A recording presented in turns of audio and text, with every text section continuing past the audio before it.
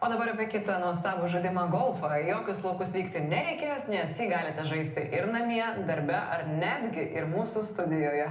Taip, mūsų studijoje svečiuojasi iš Klaipėdos pas mus atvykęs modulinius golfo takelius kuriantis verslininkas Tomas Žemgulys. Labas vakaras. Labas vakaras. Labas vakaras. Pirmą kartą pas mus praktiškai golfo laukas šiandien yra atvežtas į studiją. Pradėkime galbūt, Tomai, nuo to, kad šalia esate pasidėjęs liudijantį pasiekimus, nežinau kaip čia pavadinti, atributą, rekordas užrašyta. Už ką šis rekordas yra gautas? Taip, šitas rekordas yra gautas už šitą modulinį golfo takelį, kadangi jis yra pats mažiausias modulinis golfo takelis Lietuvoje, kurį sudaro 6 segmentai. Vieno segmento ilgis yra 75 cm ir plotas 45 cm. Iš šito golfo takelio galima daryti įvairiausias skirtingas konfiguracijas. Galit gal net pademonstruoti tą rekordą paėmęs į rankas, parodysime žiūrovams, kaip tai atrodo ir kad šie skaičiai iš tikrųjų yra, kuriuos ką tik pašnekovas sakė, realūs, fiksuoti. Šiame dokumente greičiausiai taip galima pavadinti. Šis golfo takelis, jis transformuojasi į skirtingus. Teisingai, kad nesibostų galbūt žaisti tos pačios variacijos, to paties maršruto. Taip, čia yra pats mažiausias modulinis golfo takelis, jų yra dar midi dydžio ir grand dydžio. Tai tarkim, kaip pavyzdį. Čia yra mini dydžio. Užtektų tokio gerai pažaisti?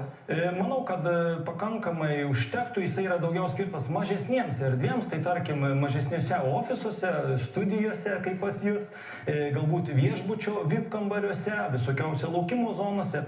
Iš jo galima padaryti, jeigu neklystu, 8 skirtingas, reiškia, konfiguracijas, jas galima keitelioti, o iš grand dydžio golfo takelio galima padaryti netgi 22 skirtingas formas. Ir 21 darbo dieną galima žaisti vis skirtingą takelio formą. Unikalus išradimas ir sako, net plagijuoti bandė jūsų šitą kūrinį, teisingai? Taip, yra iš tikrųjų atvejų, kada bandė plagijuoti ir tiesiog reikia, kaip sako, versle įsistatyti savo saugiklius tam, kad nebūtų kažkokių konkurentų.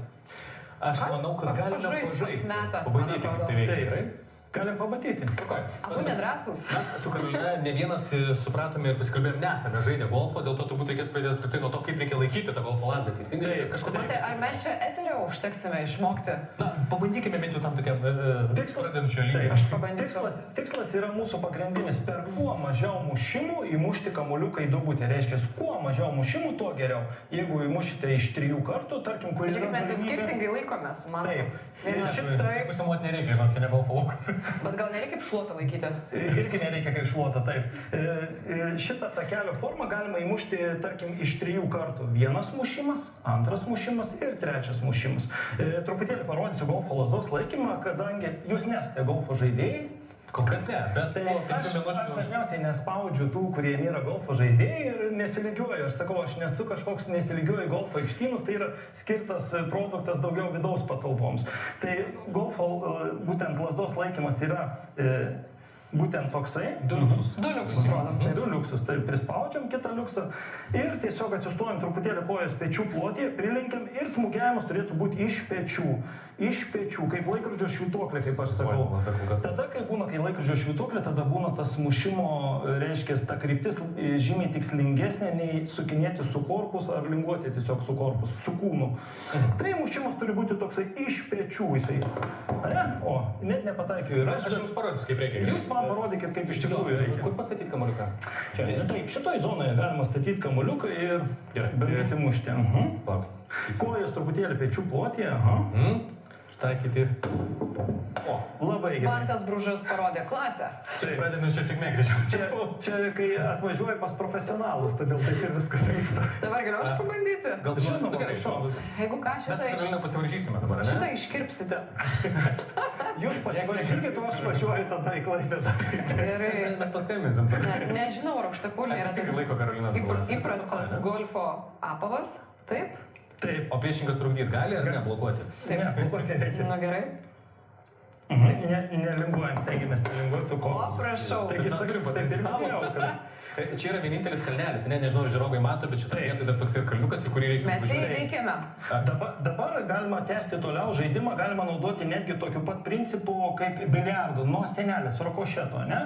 Tikslas yra mūsų, kaip ir minėjau, per kuo mažiau mušimų įmušti kamuoliuką į duobutę. Tai man reikia taikyti čia kažką.